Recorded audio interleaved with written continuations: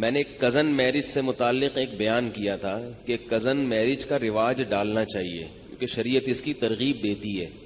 سے بعض لوگوں نے کہا کہ میڈیکل سائنس یہ کہتی ہے کہ کزن میرج میں معذور بچے پیدا ہوتے ہیں، ٹھیک ہے نا، یہ آج کل ایک مشہور کیا ہوا ہے۔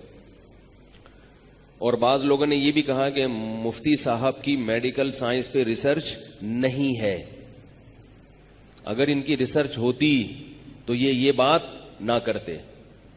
ایسا نہیں ہے، مجھے پتا ہے کہ ڈاکٹر یہ کہتے ہیں کہ کزن میں نکاح سے بچے معذور پیدا ہوتے، مجھے پتا ہے، پھر بھی میں کہتا ہوں کہ کزن میرج کو رواج بول لو یار دینا چاہیے۔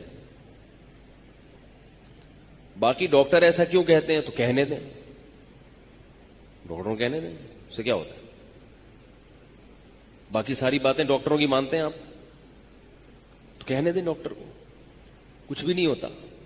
چچا زاد، پھوپھی زاد، خالہ زاد، مامو زاد، یہ ان بہنوں سے، جو بہن ہے نہیں حقیقت میں لیکن مجازن بہن کہا جاتا ہے قریبی رشتے کی وجہ سے، ان میں نکاح کو رواج دینا چاہیے۔ اس میں بہت سارے فضائل ہیں اس کے۔ پہلی بات، قرآن مجید نے الگ سے پروٹوکول دیا ہے ان چار رشتوں کو۔ جہاں اللہ نے نکاح کو حلال کیا نا، نبی کو کہا کہ ہم نے آپ کے لیے بہت سی عورتیں حلال کی ہیں، ان میں اللہ نے الگ سے ان چار عورتوں کا ذکر کیا۔ وَبَنَاتِ عَمِّكَ، اے نبی آپ کے لیے آپ کی پھوپھی کی بیٹیاں بھی حلال، یعنی آپ کے چچا کی بیٹیاں بھی حلال۔ وَبَنَاتِ عَمَّاتِكَ، اور آپ کی پھوپھی کی بیٹیاں بھی حلال۔ وَبَنَاتِ خَالِكَ، اور آپ کے ماموں کی بیٹیاں بھی آپ کے لیے حلال۔ وَبَنَاتِ خَالَاتِكَ، اور آپ کی خالہ کی بیٹیاں بھی۔ تو ان کو الگ سے ہائی لائٹ کیا جا رہا ہے، کوئی تو حکمت ہوگی نا، یہی کہ بھئی یہ تو ہے ہی، ہمارے حضرت فرمایا کرتے تھے کہ یہ تو رشتے اللہ نے پیدا ہی شادی کے لیے کیے ہیں۔ جو رشتے اللہ نے پیدا ہی شادی کے لیے کیے ہوں، کیا ان کو اللہ لنگڑے لولے بچے پیدا کرنے کے لیے کرے گا؟ ہے بھئی؟ کیا ہو گیا؟ وہ اس لیے پیدا کرے گا تاکہ لنگڑے لولے بچے پیدا ہوں؟ ایسا تھوڑی ہوگا۔ دوسرا مسئلہ یہ ہے کہ ان میں نکاح میں ایک اور فائدہ ہے، صلہ رحمی۔ رشتہ داری کیا ہوتی ہے؟ بولو نا، مضبوط۔ اور رشتہ داری جوڑنا شریعت کا حکم ہے یا نہیں ہے؟ اتنی بڑی فضیلت، نماز روزے کی طرح فرض ہے رشتہ داری جوڑنا۔ اس سے رشتہ کیا ہو جاتا ہے؟ بہت مضبوط۔ نبی صلی اللہ علیہ وسلم رشتہ جوڑنے کا بڑا خیال کیا کرتے تھے، بہت خیال۔ تیسرا فائدہ اس میں یہ ہے کہ شریعت میں لڑکی کا جو نکاح ہے اس میں اس کا اہتمام کیا گیا ہے کہ غیر کفو میں نہ ہو۔ غیر کفو کا مطلب ہے کہ لڑکا لڑکی کے پیرالل یا اس سے برتر ہونا چاہیے، اس سے کمتر نہیں ہونا چاہیے، خاندانی لحاظ سے خاص طور پہ۔ بھائی جس خاندان سے لڑکی کا تعلق ہے، لڑکا ویسے ہی خاندان سے بلونگ کرتا ہو، کرتا تو اردو میں ہی ہوگا لیکن آج کل انگلش میں کیا کرتا ہو، وہ بلونگ کرتا ہو۔ کس خاندان سے؟ ایسے خاندان سے جو لڑکی کے برابر ہو یا اس سے افضل ہو، اس سے نیچے نہ ہو۔ اسلام میں ذات پات کا فرق نہیں ہے لیکن نکاح کے لیے اس کا خیال کیا گیا ہے کہ لڑکی اونچے خاندان سے کسی کمتر لوگوں میں نہیں جانی چاہیے، ورنہ کس کا نقصان ہے؟ بولو نا، لڑکی کا نقصان، کیونکہ لڑکی نے ماتحت بننا ہے نا شوہر کے۔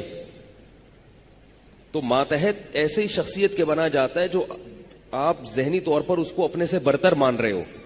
اگر وہ بھنگی چماروں میں چلی گئی، بڑے اونچے خاندان سے چلی گئی، کہاں؟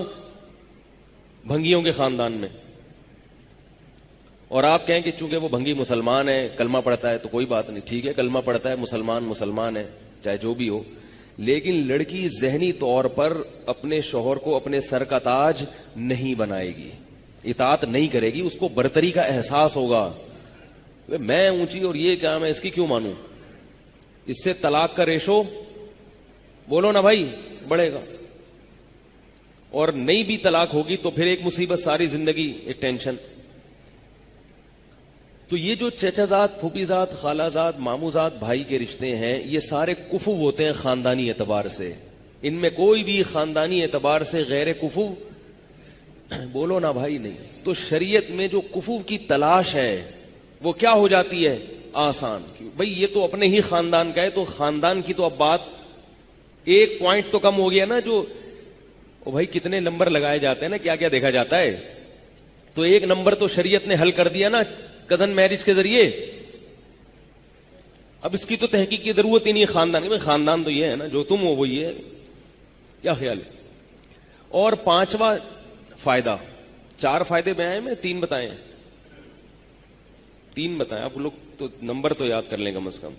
چوتھا یا 5واں, رکعتیں جب ہم بھول جاتے ہیں نا نماز میں 4 پڑھی ہیں کہ 5 پڑھی ہیں, تو شریعت کہتی ہے 4 سمجھو اور قاعدہ بھی کرو.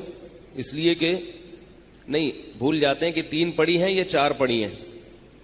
تو شریعت کا مسئلہ یہ ہے کہ جب نماز میں آپ بھول جائیں کہ 3 پڑھی ہیں کہ 4 پڑھی ہیں, تو آپ اس کو فرض کریں گے 3, لیکن تیسری رکعت کے بعد قاعدہ بھی کریں گے, کیونکہ ہو سکتا ہے کہ یہ کون سی ہو, چوتھی ہو.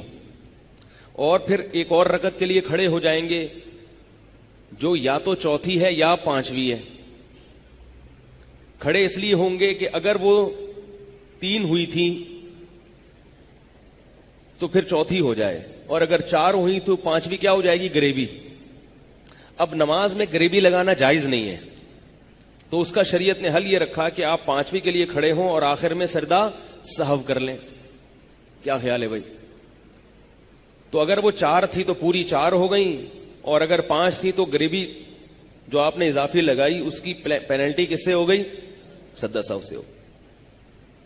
اسی کو حدیث میں کہا ہے فَلْيَبْنِ عَلَى الْأَقَلِّ. حدیث میں آتا ہے کہ جس کو نماز میں شک ہوا نا 3 پڑھی ہیں کہ 4 پڑھی ہیں, تو وہ عقل سمجھے, کم سمجھے اور اس پر بنا کرے آگے. تو ہم نے کتنے نمبر لگائے ہیں, 3 ہیں یا 4, تو ہم 3 پہ سجدہ سہو کر لیں گے آخر میں. ٹھیک ہے. چوتھا نمبر کیا ہے کہ جو چچا زاد, پھوپھی زاد, خالہ زاد, ماموں زاد رشتے ہوتے ہیں ان کو بچپن سے دیکھا بھالا ہوتا ہے. جوا نہیں کھیل رہا ہوتا انسان. آج کل جو نکاح ہو رہے ہیں نا وہ جوئے ہیں, جوئے. اچھا نکل گیا تو نکل گیا, نہیں نکلا تو پتہ ہی نہیں کیا نکلتا ہے پھر وہ. کیونکہ کسی غیر کے بارے میں پورے طور پر تحقیق کرنا ممکن نہیں ہے. بعض لوگ میرے پاس بھیج دیتے ہیں کسی کو, والدین نا میرے پاس بھیج دیتے ہیں کہ اس نے ہماری بیٹی کے لیے رشتہ بھیجا, مفتی صاحب ذرا اس کو دیکھیں کیا ہے. تو وہ نہا دھو کے شیمپو لگا کے بڑے تمیز سے آتا ہے میرے پاس.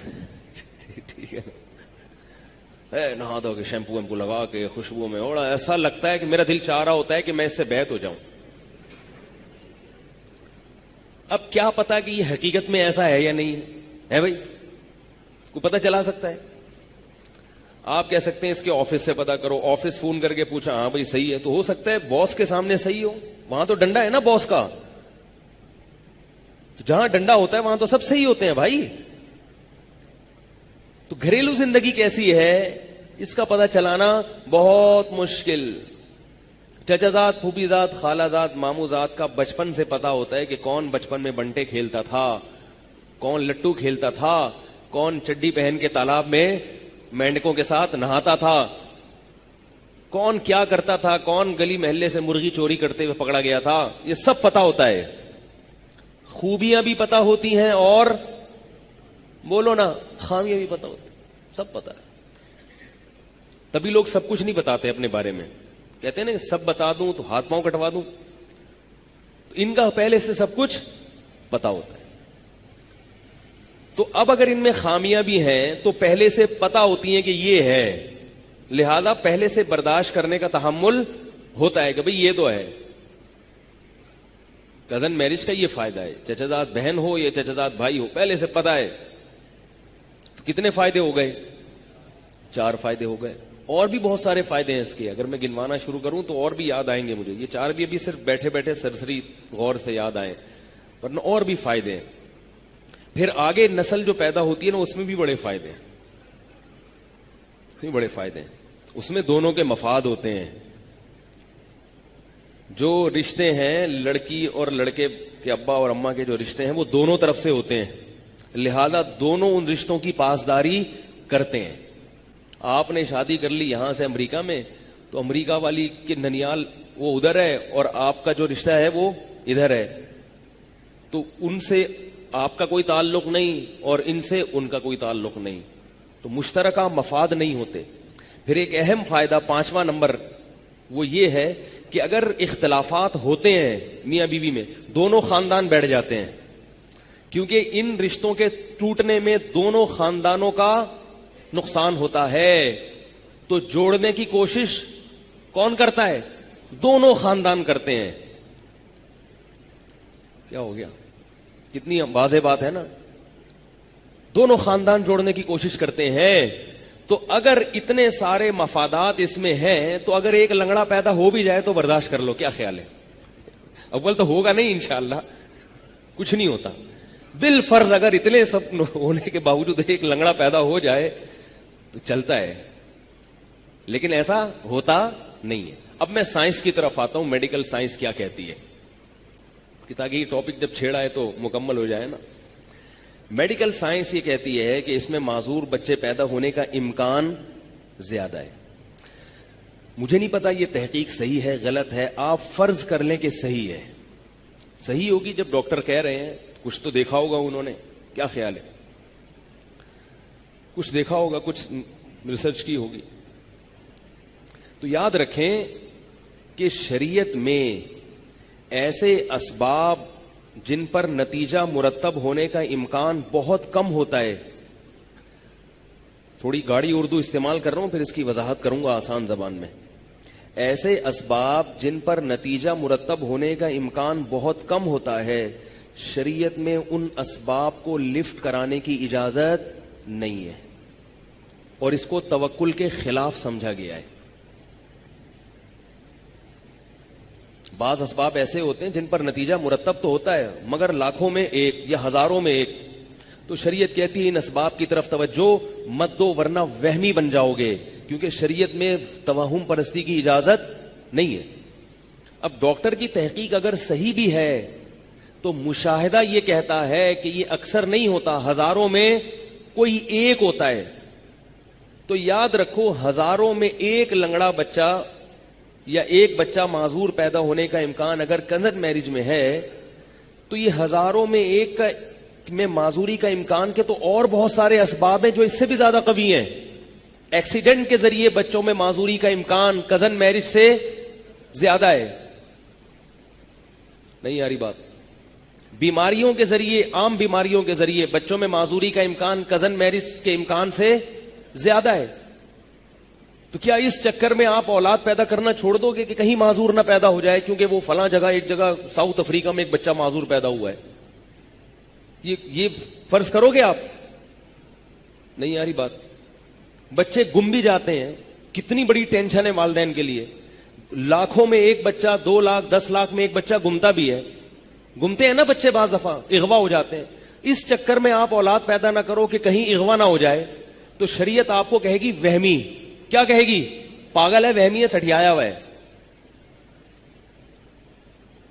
جیسے ڈاکٹروں کی ڈاکٹری ایک دلیل ہے، سائنس کی تحقیق ایک دلیل ہے، تو مشاہدہ بھی تو ایک دلیل ہے نا. ہم دیکھ رہے ہیں کہ بچوں کو آپ صبح وین میں بٹھاتے ہیں، گاڑی میں، کنوینس میں، بعض دفعہ ان گاڑیوں کا ایکسیڈنٹ ہو جاتا ہے. اور یہ بہت ہوتا ہے کیونکہ صبح صبح ڈرائیور جو ہے نا، جو بچوں کو کی وین لے کر اسکول جاتے ہیں، وہ بہت اسپیڈ سے بھگاتے ہیں. اور ایسے کئی کیسز ہوئے ہیں. لیکن ہزاروں وین میں سے کوئی ایک وین ہوتی ہے جس کا ایکسیڈنٹ ہوتا ہے. آپ اس احتمال کی وجہ سے کیا بچے کو اسکول بھیجنا چھوڑ دیتے ہو؟ ظاہر ہے یہ رسک لینا پڑتا ہے بھائی، یہ تو ہوتا ہے. تو جتنا امکان بچے کے ایکسیڈنٹ ہونے کا ہے، اس سے بھی کم امکان کزن میرج کے نتیجے میں معذور بچہ پیدا ہونے کا ہے. ایک بات تو یہ. دوسرا، کزن میرج کے نتیجے میں اگر معذور بچہ بالفرض پیدا ہوا تو یہ بھی یقینی نہیں ہے کہ یہ کزن کی وجہ سے ہوا، یہ ویسا ہی ہوا ہے. لیکن جو وہمی لوگ ہیں وہ اس کو کس کھاتے میں ڈال دیں گے؟ کزن میرج کے. تو بھائی انگریزوں کا حساب کتاب الگ ہے، وہ اللہ کو نہیں مانتے. اللہ پہ توکل کیا ہوتا ہے اس لفظ سے وہ آشنا نہیں ہے. وہ تو احتیاط کے قائل ہیں. تو احتیاط میں وہ اتنے پاگل ہو جاتے ہیں کہ مائیکل جیکسن نے ہاتھ پہ کیا باندھے ہوئے تھے؟ دستانے، تاکہ کسی کے جراثیم میرے ہاتھ پر نہ لگے. اب آپ مائیکل جیکسن کو سمجھا سکتے ہو کہ ہاتھ اتار کے مسافہ کیا کرو؟ وہ بھی دلیل دے گا کہ میڈیکل سائنس یہ کہتی ہے کہ جراثیم ہاتھ کے ذریعے ہاتھ میں ٹرانسفر ہوتے ہیں، اور اس کی رپورٹیں پیش کر دے گا وہ. تو آپ کے پاس کیا جواب ہوگا؟ وہ کہے گا بھائی فلاں سن میں 1920 میں یو کے میں ایک آدمی نے کسی کو ہاتھ ملایا تھا, رپورٹ یہ کہتی ہے, تو جراثیم اس کے ٹرانسفر ہوئے تھے اور وہ مر گیا تھا. تو جب یہ امکان ہے, خارش تو لگ سکتی ہے نا, خارش زدہ آدمی کو آپ ہاتھ لگائیں گے تو امکان ہے نا خارش لگنے کا, بلکہ اس کے ساتھ بیٹھیں گے تو خارش لگنے کا امکان ہے, وہ چھینکے گا تو نزلہ لگنے کا امکان ہے, زکام کا امکان ہے. تو کیا ان امکانات کی وجہ سے مسافہ کرنا مسلمان چھوڑ سکتا ہے؟ اور گرین والے عید کے دن 3 دفعہ گلے ملنا چھوڑ سکتے ہیں؟ ہے بھائی, فیضان مدینہ والے عید کے دن 3 دفعہ گلے ملتے ہیں, تو کیا وہ یہ مان لیں گے یہ بات کہ بھائی مائیکل جیکسن تو گلے ملنا تو دور کی بات, وہ تو ہاتھ ملانے سے پہلے ہاتھ پہ کپڑا چڑھا رہا ہے, ذرا سے اس کے سامنے کوئی مائیکل جیکسن کے سامنے اگر چھینک دے نا, یہ دائرہ اسلام سے خارج ان کے نظر میں. یعنی جو ہاتھ ملانے پر آمادہ نہیں ہے اس کے سامنے آپ اگر چھینک دیں گے تو وہ تو آپ کا بیڑا غرق کر دے گا, بولے گا میں تو کب سے احتیاط کر رہا ہوں اور چھینک رہے ہو. تو میڈیکل سائنس تو یہ بھی کہتی ہے, لیکن شریعت اس کو کیا قرار دیتی ہے؟ توہم پرستی. شریعت کہتی ہے وہ 1901 میں ایک آدمی نے فلاں سے مسافہ کیا تھا تو مر گیا تھا, 1901 سے اب تک کروڑوں لوگ کروڑوں سے گلے مل رہے ہیں اور نہیں مر رہے. تو ان کروڑوں کو دیکھو گے یا 4-6 واقعات کو دیکھو گے؟ بھائی سمجھ لو کیا کہنا چاہ رہا ہوں میں.